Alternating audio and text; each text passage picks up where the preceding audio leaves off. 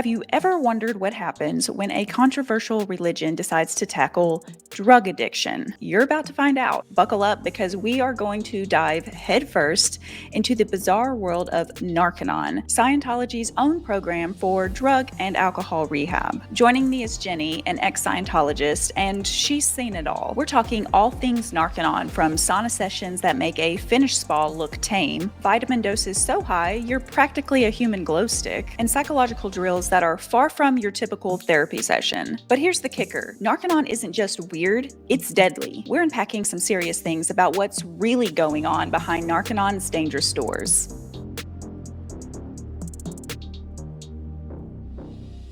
Should we talk about Narconon? Yes, let's do it. Essentially, just to explain what Narconon is, it's a drug and alcohol rehabilitation where their main objective is to push Scientology beliefs and recruit new members into Scientology. Right. And its purpose is to get people off drugs. There is that thing. So I'll give them that. That's true. That's what they do. But yeah, it's what they call a lot of people call it a front group. And what Scientology will call it is a feeder line. So it'll eventually feed into the organization. But they say the whole thing is secular, all that stuff, but it's really not, because they're using the same technology that people in Scientology use. So like the sweat out detox program they do in Scientology, it's the same thing, but it's just called the purification program. And then they sit there and they do like the communication stuff with the training routines, which I don't know if I've ever explained it to you. It's really bizarre, like sitting there with your eyes closed in front of someone else so you can be comfortable, then with your eyes open, and you're doing this for hours. And then they do what they call bull baiting, where the person can just hurl whatever comments they want at you. They can be totally disgusting. They can be crazy, whatever. They can't touch you, but they can like say nasty stuff. Yeah. So yeah, I try and get a reaction. And then there's other stuff that's real like monotonous, and I don't know if it's proper to say hypnotic, but a little bit, you know what I mean? Where you do these really bizarre things over and over and over and over. But anyways, so that's that. And then they have other courses and stuff that are part of it, but they're the same ones you do in Scientology. It's just, I think they take out the word Scientology, or, you know what I mean? So, right. It's the same thing. Yeah, because in with Narconon, they brand themselves as a non-medical like drug and rehabilitation center. So they don't, they can already get away with doing some things that aren't necessarily medically, proven or, confirmed, proven, or, widely used in the medical field and other rehabilitation centers. But I know one of the things that they use, one of the techniques that they use is the sauna, which you mentioned is essentially the same practice that just is used in regular Scientology. But here, I think it's for 5 hours a day for 30 days. People in the rehabilitation center have to sit in the sauna 5 hours a day for 30 days. Gobs of vitamins. And your goal is to get up to 5,000 milligrams of niacin a day. Those are like toxic levels of niacin in the real world. Yeah. I did the program. I apparently didn't get the right end result, but I did it. It was awful. Well, they claim a 75% success rate, sometimes higher, but like 75% seems to be kind of the base number that's used with Narconon as far as the success rate. And when I was watching interviews with some of the families of individuals who have died on, while they've been inpatient at Narconon, that what the families are saying is the whole reason we chose this place is because of their high success rate, or what they've said is their high success rate. But there's been no confirmed independent studies that show this is actually their success rate. In fact, the numbers that I was looking at said more accurately, it would be around like maybe a 6 to 8% success rate. But of course, they're telling the world it's, upwards of 75% success. But then there's all of these people that have died while being at Narconon under these false pretenses. And it's being blamed on the victims, as overdosing or, just bringing it on themselves in some sort of way. Yeah. And I don't think, you know how they say it's a non-medical program. I don't think they were even using that sort of slogan or line or whatever until they were starting to get sued a lot Yeah. for it, because they wanted to have as much clout as they could have. I don't think they said we're medically approved, but I think they didn't specifically make sure to Right. say that they weren't until they were getting sued. But like it seemed very dangerous, because like when I was in Scientology, we were told the same thing. Oh my God, 76%. Over here it's 80%. Over there it's 85%. And like you're hearing all these things. So you always think, in our brainwashed state of mind, we're always like, oh my God, it's so amazing, this incredible technology. We're so great. We're saving people. And not that I'd ever been to one. I finally went by one because I happened to be in an area where there was one. This is when I was still in, but and it was the one that was in Louisiana. It was in Denham Springs, Louisiana, and there's supposed to be these rules where the people who are in the initial phase, when the people arrive and they're like detoxing, and they cold turkey them. And some drugs, I think you're really, really not supposed to do that. And also, depending on how intense your alcohol addiction is, that's also one of the ones that can be fatal if you just cold turkey. Right. And then there's certain drugs that are obviously like that, but that's the way the program works. But they always say that the way, for anyone who's working in that area, they had to have been through this rehab program themselves. Like they had to have already gone through like a withdrawal, basically, in order to take care of these. And the guy who was there, he was one of the very few staff. It was not a big, huge facility, but he was one of the few staff that were there. And he said that they just didn't have enough people. So he was having to do that part, even though he had never met the criteria for that. And at that time, the staff weren't trained like by any like health standards. Legit, or the yeah, like where they go, okay, you need to get trained and certified for this or that. They were trained in the Church of Scientology to be like course supervisors, to get them through these things, or like trained to be a Purify C. And so that was the way it was at the one that I went to. And I'm pretty sure it mirrored the rest, depending on probably how many staff they had. But then I know another girl who, she was actually born into Scientology, raised in there, ended up getting hooked on drugs pretty bad, did the program, that joined staff at the Narconon, and then later on would end up sitting there doing drugs with the people there, who were trying to get off drugs. She would sit there and get high with all of them. I was like, well, counterproductive. And I found that one out when I left. When I left is when you start to, because you're now allowed to see things that you aren't allowed to see when you're in there. Right. Yeah, they don't want you to see what's actually going on. One of the things that I kept seeing or kept watching and listening to in all of these different interviews that I was watching over the past couple of days or listening to is that the certifications that the staff members have are widely fraudulently made. I don't know how else to say that. It's basically they don't actually go through legit training or certifications, or like you mentioned, it's nothing that's actually done through a reputable program in order to earn the certification. Now they make certificates that have like a stamp on them and that look very legit if they're just hanging on someone's office wall, but they did not acquire that through actual training. In fact, some of the former staff members were saying, I think it was in an NBC interview, that essentially they were being kind of groomed and recruited as patients before they had even graduated the program to become staff members once they graduated. And then just having graduated the program of Narconon somehow made them qualified to sit in these positions and care for all of these other people seeking rehabilitation. So it's no wonder that people are dying at places like this, because no one is actually medically trained to deal with this. And one of the victims, one of the girls that passed away at Arrowhead, in an interview, I saw her dad say that, when they notified him that his daughter was dead, then he was like, okay, was the doctor on staff? Did he check on her during that night? And they were like, oh, he wasn't here. And he's like, okay, well, what about the nurse? And they're like, oh, well, she wasn't here. So like, there's just all of these people going through all of these withdrawals, and just not to mention people come in with their own pre-existing medical issues.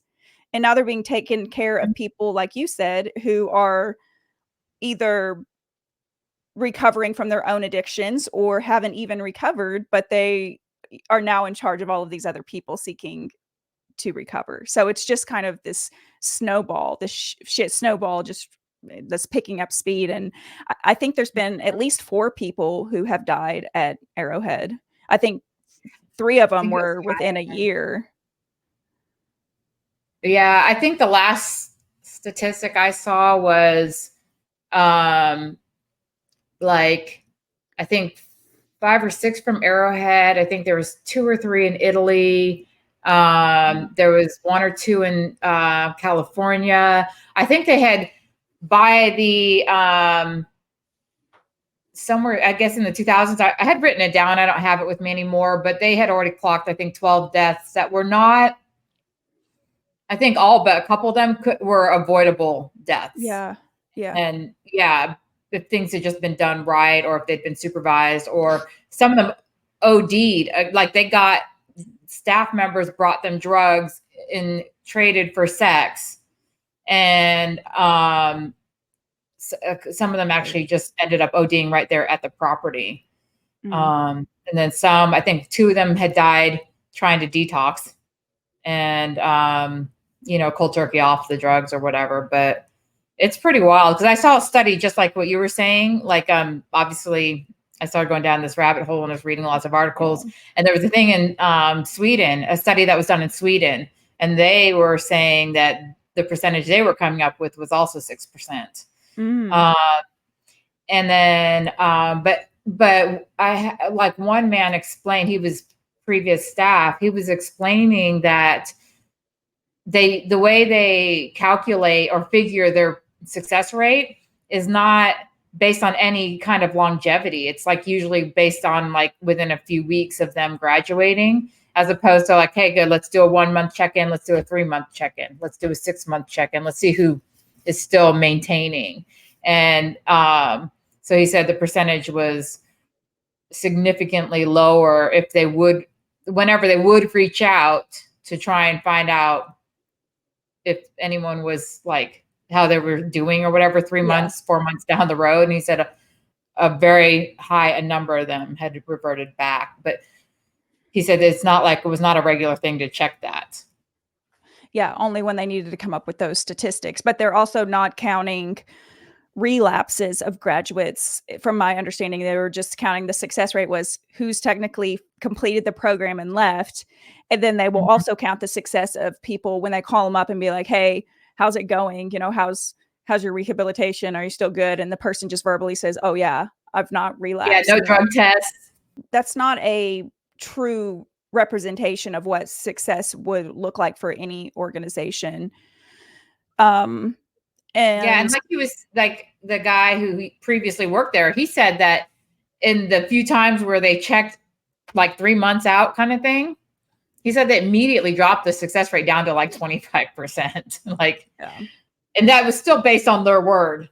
Right. No actual, like you said, no actual drug test to see if they are actually still clean or if it's still working for them, things like that, which makes me think, like, imagine how that feels as someone who is seeking recovery and you go to a place that is saying they have a 75% success rate, and then you leave there and you're not successful and you do relapse. Then you have all of that. What does that feel like? Like, can you imagine the shame of feeling like, wow, like they can succeed on everyone else, 75% of everyone else that goes here, but I'm part of the failed, 25% or whatever. The few who didn't make it, Yeah, exactly. Yeah, that feels so actually ostracized. Yeah, and that would really compound the, like, because a lot of people, when they obviously, if they have an addiction, it's not because they're happy, successful, and doing great for the most part. A lot of them are introverted or they are struggling with problems in life. So then this now just kind of reinforces, boy, they really are a problem child, Right. because they couldn't even complete a program that 75% of the people, are succeeding after. And it's an expensive program. It's like I think I was seeing like $30,000.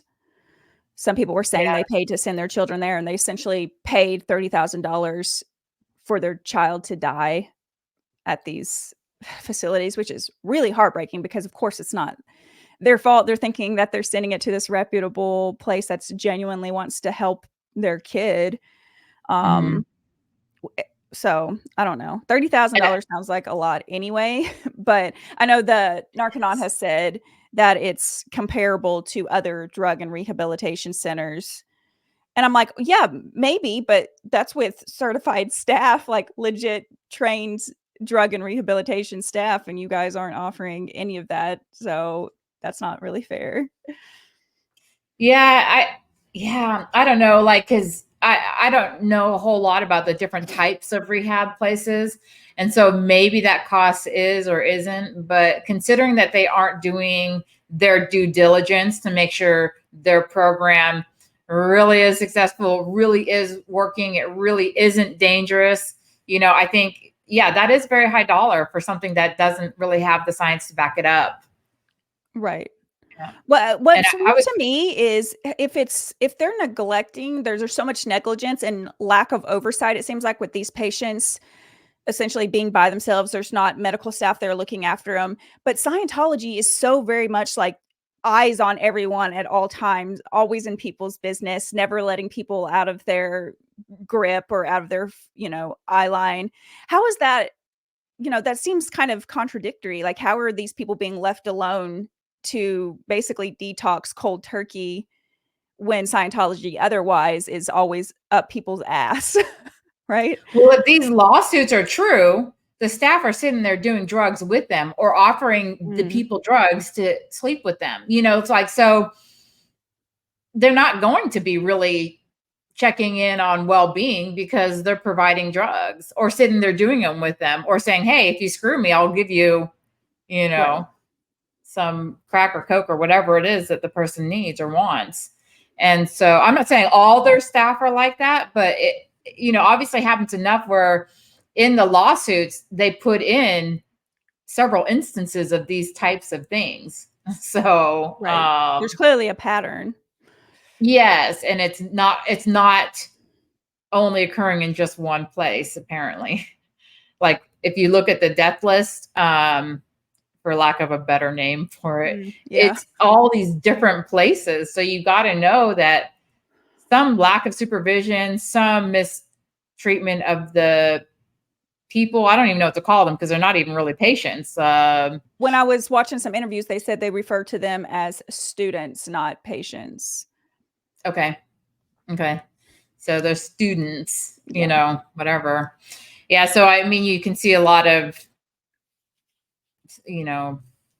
things not being done by the staff or things being done by the staff. So yeah, I can see how that's slipping through.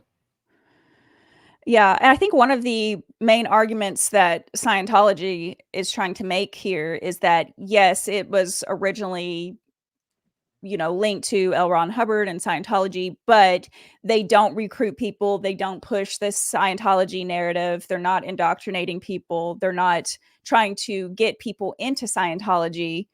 But I think my takeaway after just listening to so many interviews and like survivor stories or staff that have left is that everything about this program is exactly Scientology. Even the booklets that I think the students have to complete, like, what is there, like 8 booklets or something in the Narconon program, but they're all part of, like, is it Dianetics?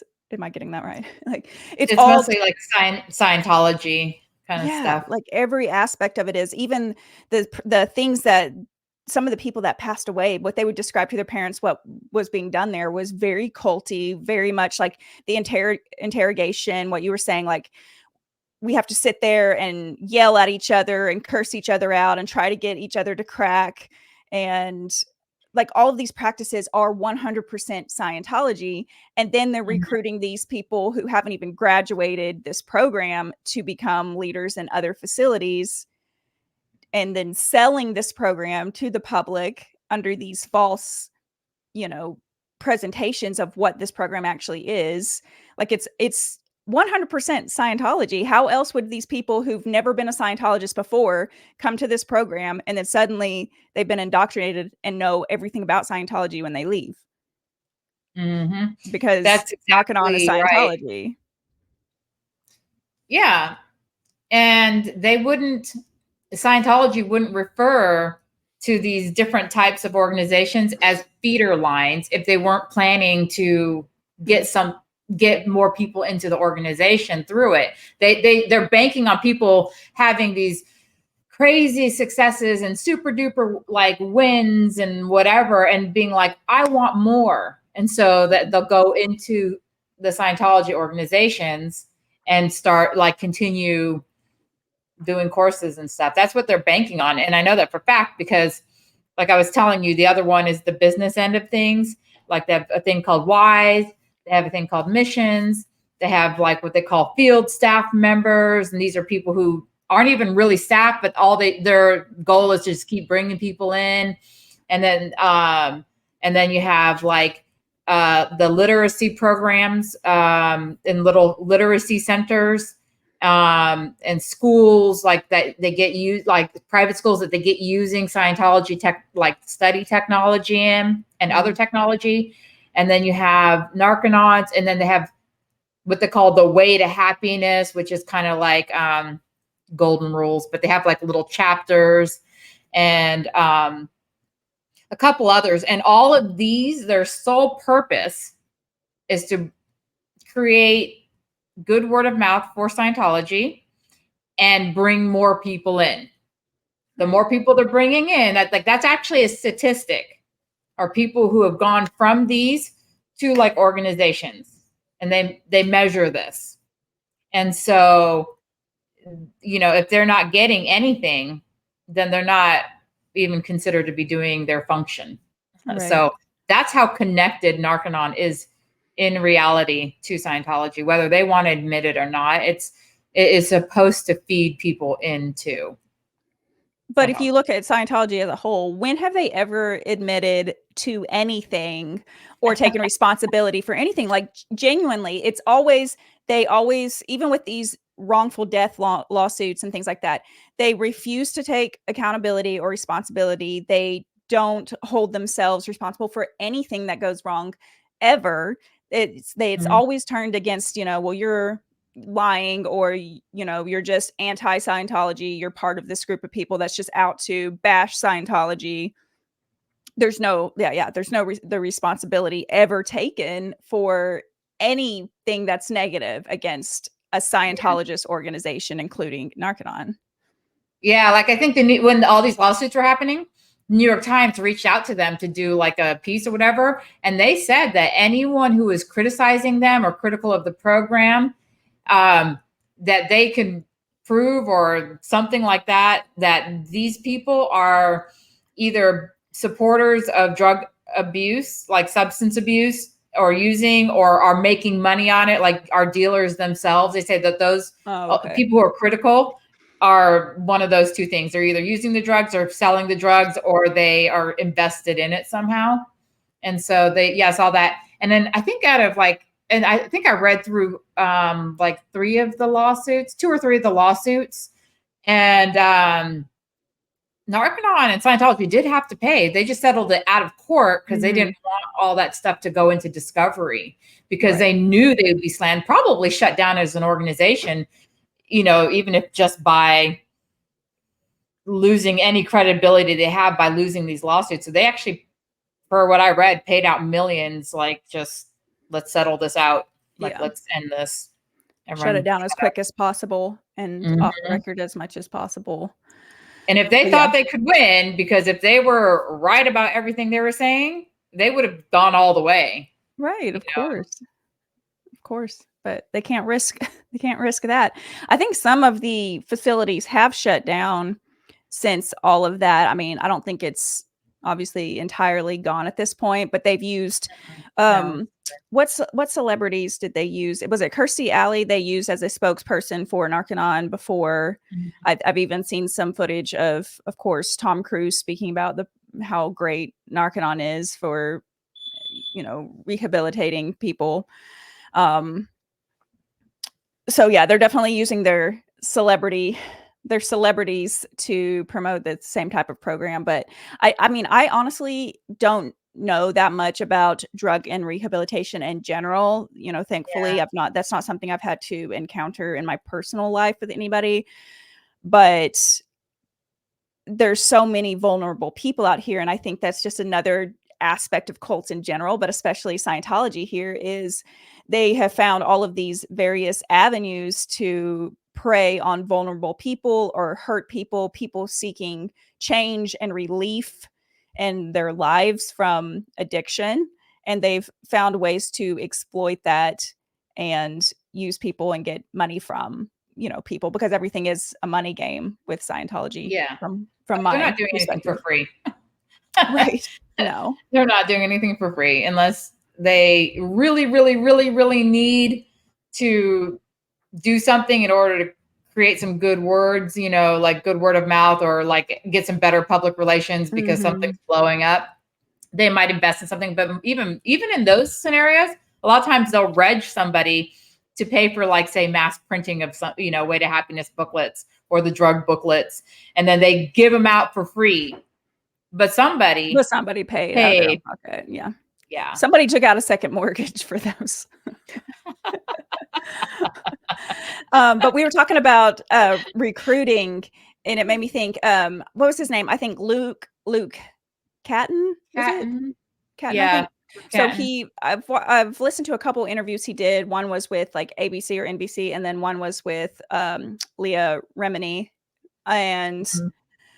he was saying, you know, after he stepped down from his position of, was it president or vice president or something of Narconon, he went into more of like the recruitment and basically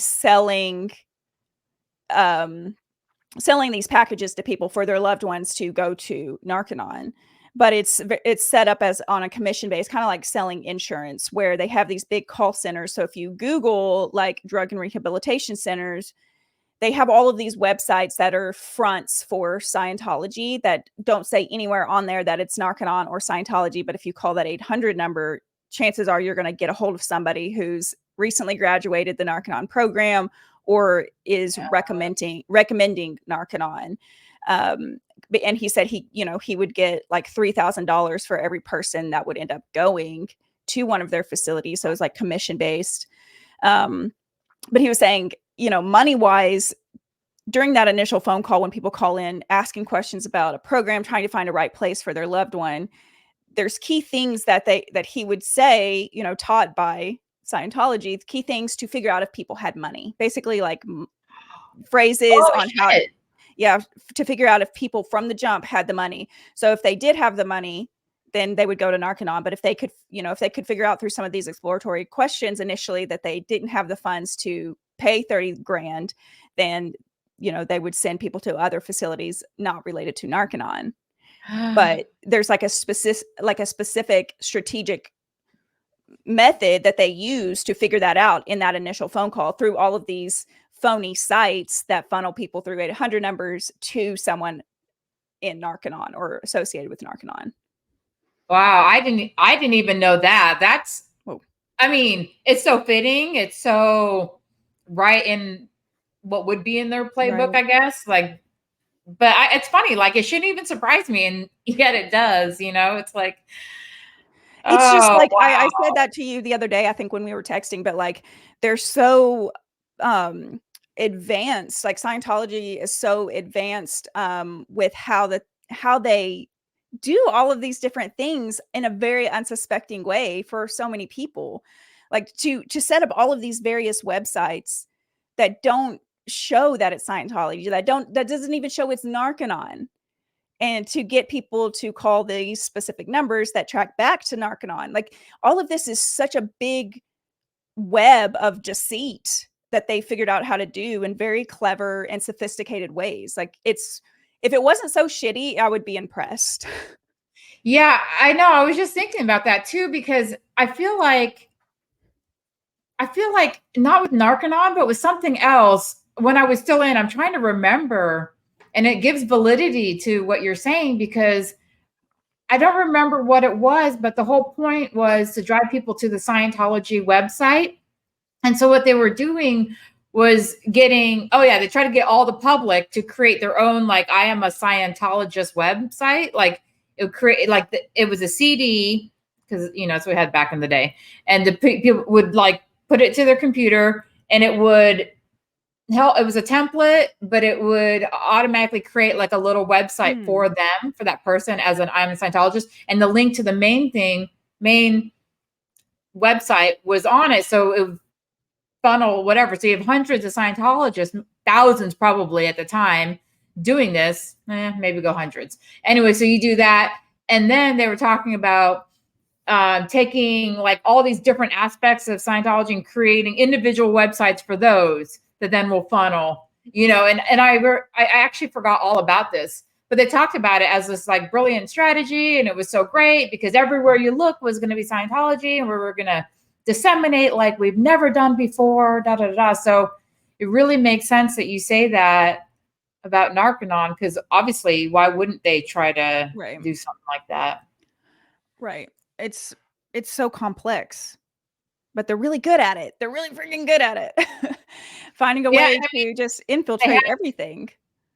And they have the staff to do it, you know, like you think about the Sea Org, you have however many Sea Org members who they got to put them to work doing something all day long, you know, you got your almost free labor.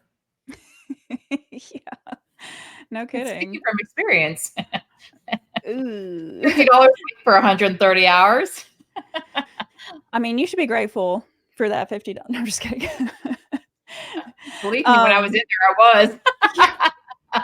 Yeah, they teach you to be grateful for subpar treatment, almost. Well, not almost entirely, but I know I think maybe that same Luke Catton interview, he was saying that the Narconon program also has found ways into the school systems as almost like a variation of DARE, like the DARE programs. Like, yeah, so they're very sneaky, but people were saying, you know, you have to really dig into that on what your children's schools, or even if you don't have kids, but what your local schools are doing as far as drug education programs, because a lot of them are Scientology based. And if you dig enough in the material, you're going to see those signs, but not everybody is as exposed to the language or like the key red flag words or sentences that maybe we would be, because we're in this cult world all the time. We've kind of figured out what those things are, those red flags, but to just the normal public,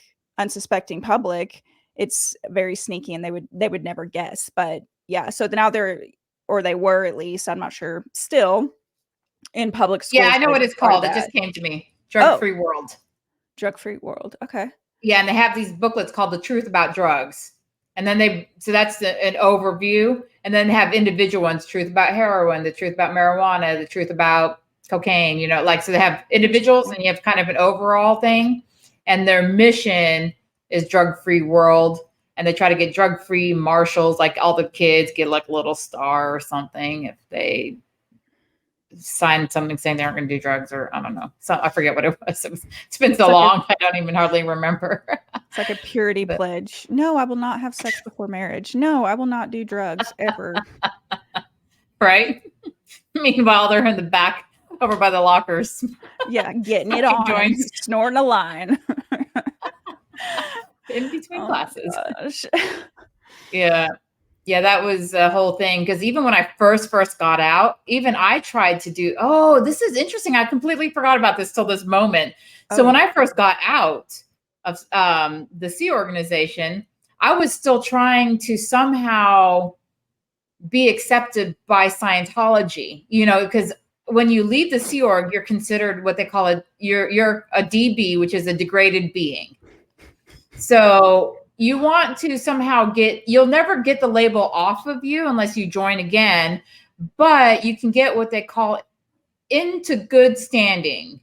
Okay. So that means you've done different types of amends. You've really proven yourself as a Scientologist, and you're kind of like not a bad apple anymore, even though you're always going to be a degraded being because you left the Sea Org. But like when you leave, because you still fear loss of family, you still have all the brainwashing and everything that you've known for years and years is still very much in there, and it's hard to break free from all. It doesn't just go away. Right. So when I left, I was trying to be in the good graces. I wanted my mom to not look at me like I was a degraded being, and then I wanted my friends who were still in that circle to not treat me like an outcast. So I was like, what can I do? And I was like, well, I better work on the drug-free world and the way to happiness stuff. I can hand out booklets. I can maybe go to some of the schools and community centers and like read little pieces of the booklets and give them out. And I was always told that there was, because I already know from being in there, they reg people. Reg means sell. They sell people to like on buying bulks of these booklets. So I know they sit around somewhere. So I was like, well, give them to me because I'll just go hand them all out for you so they aren't sitting in a closet, Right. And that was, at first it was kind of easy, but then it was like becoming this difficult task where they were like, you need to probably start like selling people, regging them to give you donations or make donations to get more of them. And I'm like, I know that thousands and thousands of dollars worth of these things are in closets, period. Because I know people get rent for these. And so I'm asking different people I know who are in the organizations. I'm like, look, if you need to get rid of them, send them to me. I'm going to all these different fairs and whatever. And I remember thinking it shouldn't be this hard. But then it got to the point where it was getting hard to get a hold of anybody or get a call back. And I was like, and I remember thinking, do they even care? Like, they always talk a big game, but now they actually have some willing little person who's willing to just full time go put these things out and educate children. And it got so hard that I was like, I'm not doing this anymore. And then, but also part of it, I didn't say this to my friends who were working with me at the time because they were also trying to get back into the good graces. So we got them to the point where they were able to, and I just secretly gave up. I just wanted them to be happy and whatever. So we got them through their stuff so they can be back in good standing. And I was like, whatever, I don't care at this point.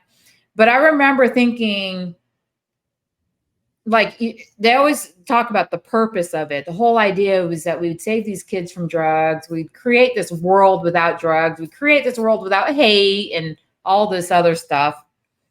And it was like, you need to reg people. And I'm like, dude, you got stuff sitting there. Just give it to me. And then it was like, when no one was even calling me, I was kind of like, do you care about the end goal or do you just want the money? And I was kind of like, I don't know. It was very disillusioning, and it kind of made me, I guess, blessing in disguise. It made me start to pull away because I was like, well, why am I trying to get their approval if they don't really believe in their mission? I mean, I was like, ooh, yeah. I mean, that's a great point. That's great. I would have pulled away too because like, what is the point? Like, why am I doing all of this then if you're not even on board with it? You don't even believe the own mission that you're preaching to everybody or trying to indoctrinate everybody with. Yeah. Well, it was a blessing in disguise. I guess if we want to put the word blessing next to Scientology, but I pulled up like what spinoffs and related groups are associated with Narconon. And I can put this, whenever this video gets posted, I can also put this list in the description just so people can look at it at a glance or whatever. But there's Blue by the Sea, Drogonon, which I think sounds hilarious. Elevate Addiction Services, Drug Free Ambassadors, Fresh Start, Get Off Drugs Naturally, Israel Says No to Drugs, Pure Detox, this one's great. Say no to drugs, say yes to life, or yes to life, no to drugs. Okay. That was probably the original slogan, actually. Yeah, it's so lengthy. Sober Living in Orange County, Suncoast Rehabilitation Center, Teen Anon or Street Cats. I mean, Street Cats kind of has That's kind of a badass name. I'll give him that. And then, of course, It the one doesn't you sound like drug mentioned. rehab. No, street It sounds cats. more like a crime thing. Right. Sounds like a gang. The truth about drugs and Foundation for a Drug-Free World are slogans under which Scientology and Narconon advertise their programs while concealing their Scientology origins. Yeah, and there's a couple other ones too, but I mean, honestly, there's so many. I don't even want to list all of them, or it would be here too long just saying that. But yeah, some of those are the drug rehabs, and some of them are just like the educational, whatever. Some of the ones you named I know are in California and Florida, so I know for sure those were up and running. I haven't checked recently. I think the one that you mentioned in California, I think that is its new current name. It had switched its name after it got sued and that whole thing went down. That lady died or person died or whatever. They had to kind of separate themselves from it. So I think they rebranded, renamed and stuff like that. And then I think the Florida one is still going by that name. Yeah, it's just so sneaky because if you just Google stuff, it's not gonna always be readily available right there. Like there's no transparency as far as what agenda they're actually pushing or how it's being funneled, because it's so covert how they're funneling this shit, which is really upsetting when you think about all of these families who truly want to help their loved ones, and they're spending all this money out of pocket and want to do whatever that they can to get their loved one in the best possible facility to have the best chance at recovery so they can have their loved one back. And instead, there's no transparency there. In fact, there's all of these fabricated, fraudulent certifications and numbers that are being put out here to recruit people into something that is obviously built on lies. Yeah, exactly. 100%. There should be transparency. And I say that a lot about all aspects of Scientology and their various front groups that they have and use. They should just because it is the same thing, they just took away the word Scientology or took away the word Dianetics, but it's the same courses that we do in there. They should just say, hey, this is what we're doing. This is what we want. And that's the same thing with even just going into Scientology. Here's what we believe. We eventually want you to understand that this overlord Xenu is the one who brought all these body things and blew them up in volcanoes, and they're stuck to you. You just say it. Some people will be like, sure, I'm all in. And at least they know what they're paying for. But this whole bait and switch, the whole secretiveness, the whole whatever, and then people don't find out till way later. It's a bit I don't know, shady. It's shady. Yeah. It's fraud. It's disgusting. It's not honest. It's just not honest. And that's not okay in any business. I mean, it's not acceptable in any type of business. So why would this be any different? Except exactly. Also, I mean, these types of excuse me, religious institutions, really the government doesn't like messing with religion. That's, they really don't go after churches that often of any kind. It really has to be a big deal before the government will push for things being changed or, the state doing anything about it. And that was one of the things that I was seeing, especially about Arrowhead, is there's all of this horrible, these horrible things linked to the Arrowhead center, and still there's been no really change or accountability by the state to regulate this at all. They just have all of this freedom to kind of do whatever they want and get away with whatever they want under whatever, however they're presenting themselves. It's really weird. Yeah, and the weird thing about that is if that's what's happening there, this is not even supposed to be Scientology. This is supposed to be secular. So why are they worried about it? Because it is Scientology and they know it and the state knows it. And so, they don't want them on their bad side. So so if someone's coming after them or the government has to decide, it's oh, you can't do anything. These are religious things. But then on the other side, they're oh, this is not religious at all, Yeah, it's secular. Yeah. I listened to a good interview on the podcast Indoctrination, and there was a lady who had been recruited into Narconon and went to Narconon and in the Arrowhead one, I believe, but then was kept there basically against her will for, I think, like 3 to 6 months, something like that.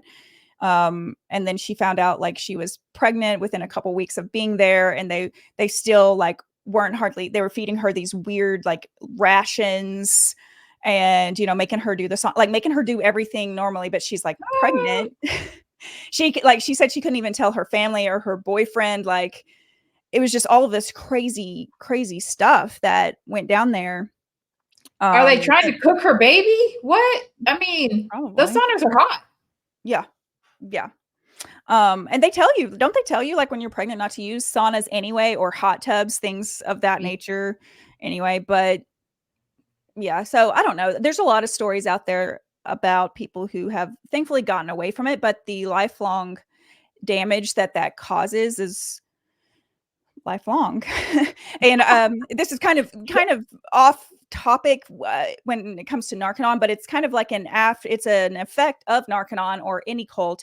Is what I really got from this interview with this lady and really respected her saying is, when you're involved in these high control groups like this, it causes you to not trust people. So when you get out, all you want to do is purposely isolate yourself as a form of protection for you and your kids, so you don't get sucked back into this, because it's hard trusting that people don't have these same intentions, aren't going to screw you over in the same way. But the after effect of that is now your children suffer from being isolated, and you like overprotecting them their whole lives. So then it's just like this compound effect. And it's not your fault as a victim for being in that situation and having this type of trauma inflicted on you. But, then it kind of cascades into other areas of your life and your kids. And what does that look like? So it's just an interesting takeaway for me is, all of that started for her when she was pregnant before she actually had kids. But then just how that's affected her life and her kids' life since then is just devastating. It's really heartbreaking. Yeah, no, that really is. And that actually is a really good point. It's true. Because like, if I look at myself, I have a very difficult time trusting people. So I get what she's saying. It's like, where you look at somebody and you before you can even become friends with them, you wonder like how long it's going to take for them to totally screw you over. You know what I mean? That's the problem. Yeah.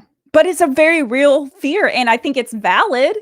It's very valid because of what you've been through. Like that's already happened. It's not a off-base fear because you've lived it and you've been gaslit and like your whole reality was distorted. And then now you're supposed to just trust people. Like, what? No, I want to kind of like put myself on this little island over here where I know I'm not going to screw my kids over. Like, we're safe. It's fine. I don't need that many friends. I don't really need community anymore because I don't know if I can trust that.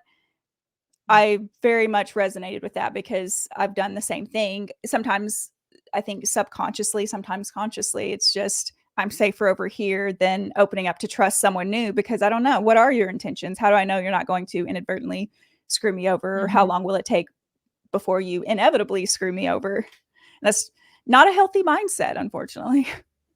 Yeah, it's actually, it's very true. And exactly like what you were saying and she was saying, it becomes lifelong. It's not something you get, like you say, it's just not something you get over right away. And it's kind of a crappy place to start any like relationship from, like having that as your base. And I'm not talking about just like relationship with, significant others. I mean, even just work and friends and neighbors or whatever. And if like right at your base is like, how are they going to screw me over? What should I not tell them? What should I be very careful about? That sucks. Like I definitely struggle with that. And I don't know how to, I struggle with it.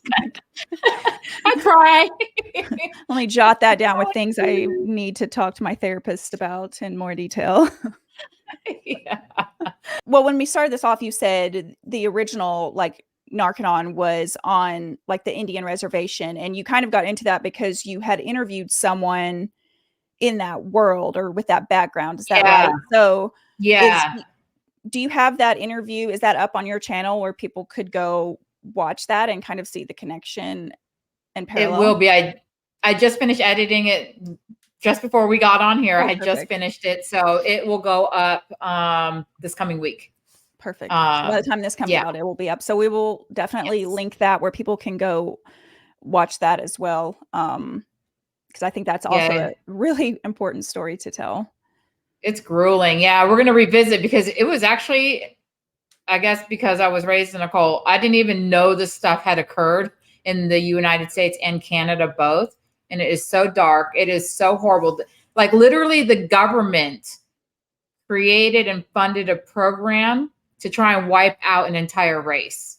Like it's insane. It's one of the craziest things ever. And they used religion for it, primarily Catholicism and then some Christianity. But and they were huge contributors. I mean, like they were the ones who carried it out and got the funds from the government. So it's talking about church and state, as you mentioned, between Narconon and Scientology and the court system, and then the court system's not wanting to get involved. The government is quite literally involved with churches, like constantly. And if you think about it, what's the IRS? They're the ones who say you can or can't be a religion, and they are government. Yeah. Just saying, throw that out there. That's the thing is government is in bed with religion and leverages it when it benefits them, and then just turns a blind eye and pretends it doesn't exist if they don't want religion coming for them or starting problems with them. You know, they don't. It's this really sick agreement that religion and the government have together. But being raised in a cult as well, I didn't know until you told me the other day when we were talking about the whole and sent me those pictures. Those pictures are horrifying. I was like, man, that's going to haunt my dreams for a while. But I had no idea about the depths of the government doing that and using, like you said, Catholicism and Christianity to wipe out an entire race. And you can feel that and see that in those photos. It's tragic. And so that interview will be up next week. And then we're going to do another one now that I have a better understanding. I mean, I've watched like 4 or 5 documentaries now. Like I went way down a rabbit hole on this one. I read articles, I did all kinds of stuff. So yeah, we're going to discuss it further. Good. I think we need to, because that's definitely one thing that's swept under the rug a lot. So the more we can talk about it, there's people like us that need to hear it who've never heard it, but then all of the other generations that are up and coming that will never hear about it because it's been sequestered and silenced and swept under the rug for so long that eventually those stories disappear and we're able to rewrite history however we want to make ourselves as Americans look better, or what do you say, Canadians or whoever, like just government as a whole. You're kind of able to wipe those, those blemishes off of the history pages and say and present yourself however you want.